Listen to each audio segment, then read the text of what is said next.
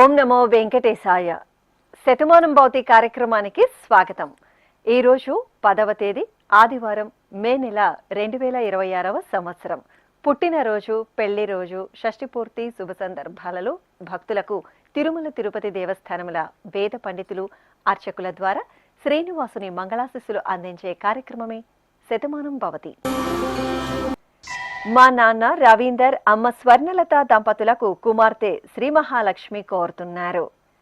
మా వివాహ మహోత్సవం జరుపుకుంటున్న వారందరికీ కూడా శ్రీవారి కృపాకటాక్షాలు కలగాలని కోరుకుంటూ భద్రం పశ్యేమాక్షభిర్యజత్రాః స్థిరైర్